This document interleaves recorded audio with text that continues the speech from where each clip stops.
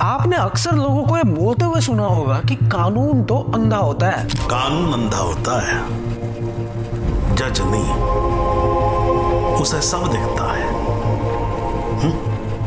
लेकिन मुझे यह समझ नहीं आता कि आखिरकार एक कानून जैसी चीज अंधी क्यों होती है। ये कानून के अंधा होने की बात मैं इसलिए कर रहा हूँ क्योंकि अभी अभी कुछ दिन पहले हमारे देश के CJI DY चंद्रचूड़ जी ने हमारे देश की न्याय की देवी की तस्वीर बदल दी है। जहाँ पुरानी न्याय की देवी की आंखों पर पट्टी हुआ करती थी, एक हाथ में तराजू और दूसरे हाथ में तलवार, वही अब इन्होंने बदल कर उसकी आंखों से पट्टी हटा दी है और जिस हाथ में तलवार थी उसकी जगह उसको संविधान पकड़ा दिया है। न्याय की देवी की आंखों से अब पट्टी तो हट चुकी है, लेकिन क्या आप लोगों को ये बात पता है कि उसकी आंखों में जो पहले पट्टी थी उसका सीधा लेना देना यूरोप के समुद्री लुटेरों से था। आज के इस वीडियो में मैं आपको यही बताऊंगा कि आज भी हमारे कोर्ट में जजेस और गवाहों के खड़े होने की जगह लकड़ी की ही क्यों बनाई जाती है। कोर्ट के अंदर जज और वकील आज भी काले कपड़े क्यों पहनते हैं। कानून की देवी के हाथ में तराजू क्या कर रहा था। और सबसे बड़ी बात, ये कानून जैसी चीज अभी तक अंधी क्यों थी।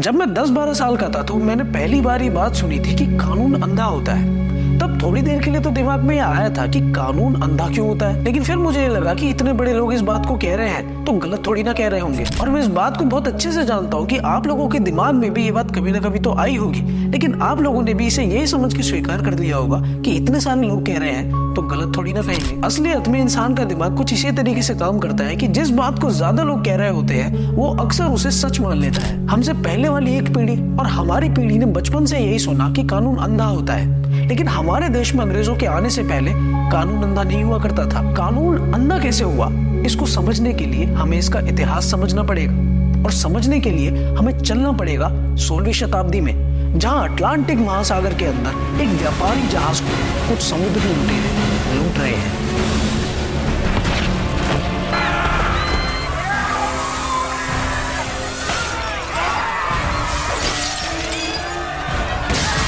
सोलहवीं शताब्दी वो समय था जब हवाई जहाज नहीं बने थे और एक से दूसरे देश जाने के लिए लोग समुद्री जहाजों का उपयोग किया करते थे। इन जहाजों में अधिकतर व्यापारी ही जाया करते थे। तब दो देशों में व्यापार, यात्रा और पलायन समुद्री जहाजों से ही होता था। वो समय विश्व इतिहास में एक निर्णायक युग था जो वैश्विक व्यापार और सांस्कृतिक आदान प्रदान के तेजी से विस्तार के लिए जाना जाता है। यही वो समय था जब यूरोप के समुद्री लुटेरों का स्वर्ण युग चल रहा था। ये समुद्री लुटेरे ज्यादातर व्यापारी जहाजों को ही अपना निशाना बनाते थे और जितना हो सकता था उतना माल लूट कर अपने साथ लेकर भाग जाया करते थे। अब लूटपाट होती थी तो जाहिर सी बात है कि अब लूट के सामान को लेकर अक्सर इन लुटेरों के बीच में विवाद भी हो जाया करते थे।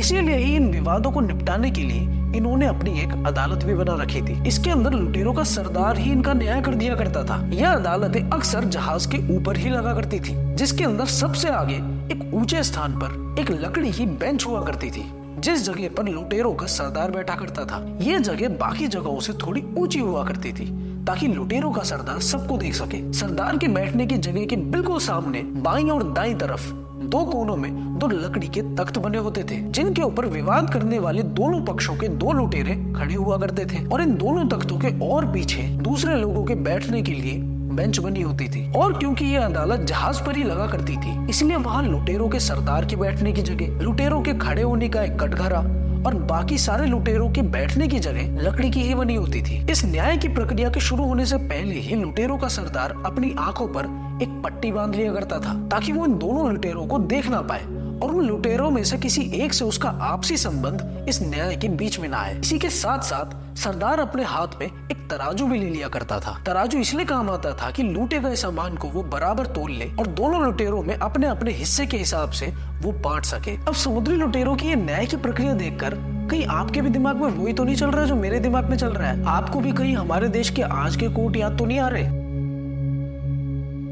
अगर हम आज 2024 के अपने देश के कोर्ट रूम्स देखेंगे तो जहाँ पर जज बैठते हैं एक बहुत ऊंचा स्थान होता है, जैसे बिल्कुल लुटेरों के सरदार की बैठने की जगह थी। जज के सामने दोनों कोनों पर बने होते हैं जहाँ आरोपी और गवाह खड़े होते हैं। ये दोनों जगहें भी बिल्कुल वैसी ही हैं जहाँ पर दो लुटेरे खड़े हुआ करते थे और लुटेरों के कोर्ट में जहाँ दूसरे लुटेरों के बैठने की जगह हुआ करती थी बिल्कुल वैसे ही आज हमारे कोर्ट में भी आम लोगों के बैठने की जगह होती है। और कमाल की बात यह है कि जज के बैठने की जगह, गवाहों के खड़े होने की जगह और ये बेंचें सब कुछ लकड़ी का ही बना होता है। इसके अलावा न्याय की देवी, जिसे न्याय का प्रतीक भी कहते हैं, उसकी आंख पर वही काली पट्टी बंधी होती है जो लुटेरों का सरदार बांधता था। इसी के साथ साथ न्याय की देवी के हाथ में वही तराजू है जो तराजू लुटेरों का सरदार अपने हाथ में लिया करता था। इन दोनों बातों में इतनी समानताएं हैं कि दिमाग चकरा जाता है और दिमाग में यही प्रश्न उठता है कि आखिरकार ये समुद्री लुटेरों का कानून हमारे देश में कैसे आ गया।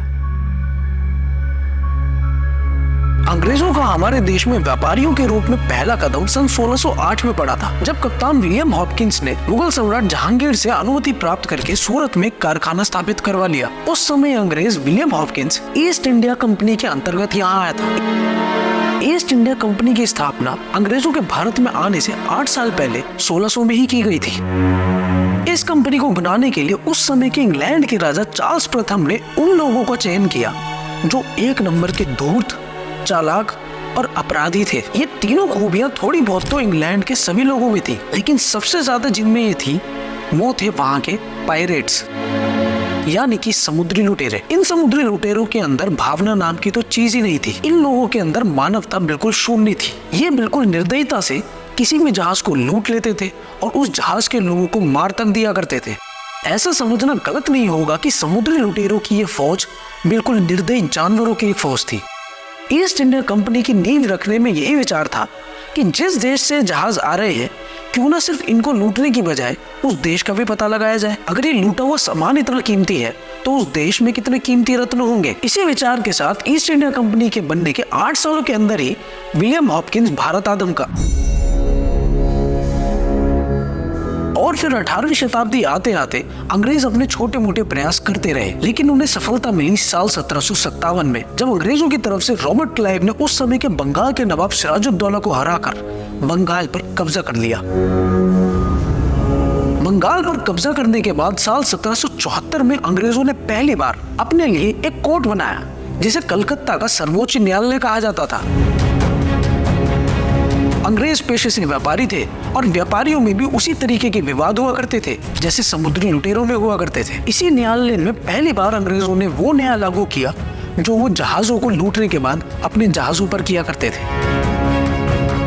बंगाल के बाद 100 सालों में धीरे धीरे अंग्रेजों ने पूरे भारत पर कब्जा कर लिया और अपने ऐसे लुटेरों वाले कानून की कई सारी कोर्ट्स भारत के अंदर बनाई। इसीलिए ही आज के कोर्ट्स में जब आप वकीलों के, जजेस के कपड़े देखते हैं तो आपको भारतीयता नहीं दिखाई देगी, अंग्रेजियत दिखाई देगी। इंग्लैंड में 9 महीने की कड़ाके की ठंड पड़ती है, इसीलिए वहाँ के वकील और जजेस भी 3 पीस सूट पहनते थे और उन सूट के ऊपर भी एक काला चोगा पहना करते थे। और जजेस तो ठंड से अपने कान बचाने के लिए पेरुक नाम की टोपी भी पहनते थे। लेकिन वही जब आप भारत के अंदर आते हैं तो भारत में तो 6 ऋतुएं आती हैं। फिर यहाँ के कोर्ट्स में इन जजेस का और इन वकीलों का काले रंग के ये इतने मोटे मोटे कोट पहनने का क्या औचित्य है। अगर हम देश के कुछ डिस्ट्रिक्ट कोर्ट्स को छोड़ दें तो हाई कोर्ट और सुप्रीम कोर्ट के अंदर अंग्रेजी भाषा ही चलती है। Where they are heading. That's why I'm not being able to. What you are flagging? इस अंग्रेजी भाषा का भारत के अंदर क्या काम। कोर्ट के अंदर आए हुए जिस फरियादी के ऊपर कार्रवाई चल रही होती है उसको वो भाषा आती नहीं, बस जज और वकील आपस में अंग्रेजी में बात करते रहते हैं। और कई बार तो वकीलों को अंग्रेजी आती भी नहीं है, लेकिन तब भी वो किसी टूटी फूटी अंग्रेजी में जज के सामने बोलते रहते हैं। You are reading in Hindi. Do you think that I will understand? Why you want to read unnecessary? Sorry, again you are submitting in Hindi. I am not able to understand.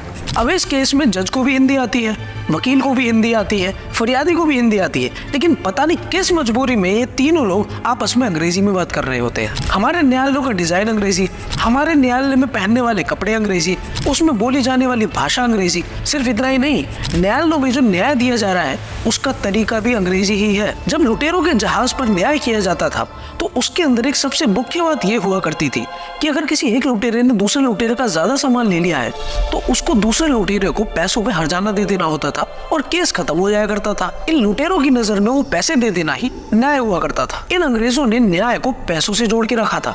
वही प्रक्रिया आज भी हमारे courts में अपनाई जा रही है। आज भी हमारे कोर्ट्स के अंदर जज ये फैसला सुनाते हैं कि अगर तुम्हारा कोई नुकसान हुआ है तो दूसरा आदमी तुम्हें इतने पैसे दे देगा और तुम्हारे नुकसान की भरपाई हो जाएगी। ये न्याय में हिसाब किताब करने की प्रक्रिया उन लुटेरे अंग्रेजों की थी, हमारी नहीं है। असलियत में तो न्याय देने का मतलब यही होता है कि कोई भी जुर्म दोबारा समाज में ना हो, उसी को असली में न्याय देना कहते हैं। लेकिन इस हिसाब किताब करने वाली प्रक्रिया से जुर्म करने वाले व्यक्ति के दिमाग में यह बात बैठ जाती है कि अगर मैंने फिर से जुर्म किया तो पैसे दे दूंगा, क्या दिक्कत है। अगर किसी की मान की हानि हुई है तो उसको पैसे से कैसे जोड़ा जा सकता है। ये मान की हानि को पैसे से जोड़ देने की प्रक्रिया अंग्रेजों की है, हमारी नहीं। और अब बात यह आती है कि असलियत में कानून अंधा क्यों है।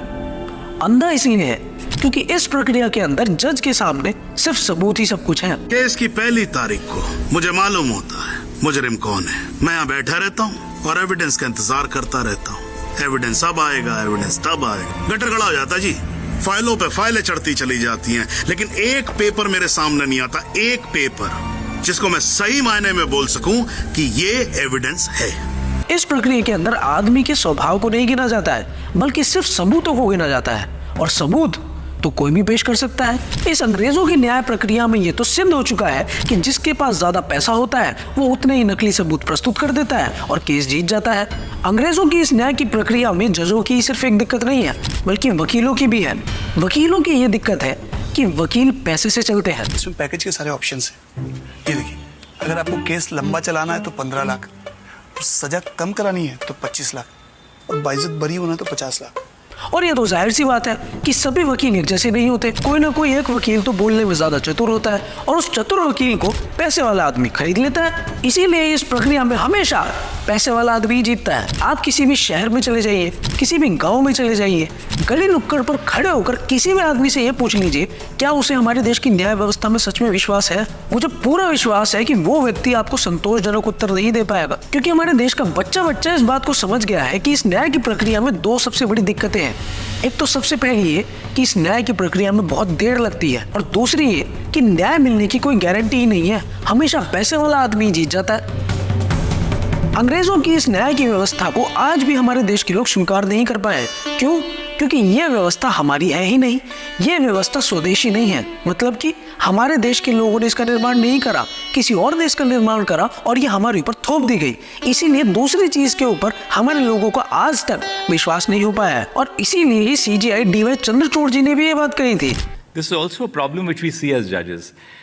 लोग इतना त्रस्त हो जाते हैं कोर्ट के मामलों से, वो कोई भी सेटलमेंट चाहते हैं, बस यहाँ से दूर करा दीजिए, कोर्ट से दूर करा दीजिए हमें। तो फिर अब बात यह आती है कि अंग्रेजों की इस न्याय की व्यवस्था में ऐसे कौन से बदलाव किए जाए जिससे कुछ समय तक तो ठीक चल पाए। अब न्यायालयों की व्यवस्था को सुधारने के लिए हमें न्यायालयों के तीनों पहलुओं पर काम करना पड़ेगा। सबसे पहला, जज। इसके लिए हमें सबूतों से बंधे जज के हाथों को खोलना होगा ताकि हमारे न्यायाधीश मजबूर नहीं रहे बल्कि मजबूत बने। लेकिन ये तभी संभव होगा जब जज सिर्फ सबूतों के आधार पर न्याय नहीं करेंगे, बल्कि सबूतों के साथ साथ उन्हें व्यक्ति के स्वभाव को भी देखना पड़ेगा। क्योंकि इस न्याय की व्यवस्था में जज ना तो दोषी को जानता है, ना दोषी जज को जानता है, ना ही वकील उस दोषी को अच्छे से जानता है, जिसकी वजह से जज अपनी भावना, चेतना और अनुभव का सही उपयोग नहीं कर पाता और उसे पूरा का पूरा सिर्फ सबूतों पर ही निर्भर करना पड़ता है। अब बात करेंगे दूसरे पहलू की, जो कि है वकील। यह बात बहुत जरूरी है कि इस न्याय की व्यवस्था को सही करने के लिए सबसे पहले वकीलों की लगाम कसी जाए, क्योंकि कोर्ट में बहस और पेशी वकील ही करते हैं। अब इसमें जिस वकील को अच्छा और लच्छेदार बोलना आता है, अमीर लोग उसे ज्यादा फीस देकर अपनी तरफ केस लड़ने के लिए बना लेते हैं। इस प्रक्रिया को सुधारने के लिए हमें प्राइवेट वकीलों का सिस्टम ही खत्म करना पड़ेगा।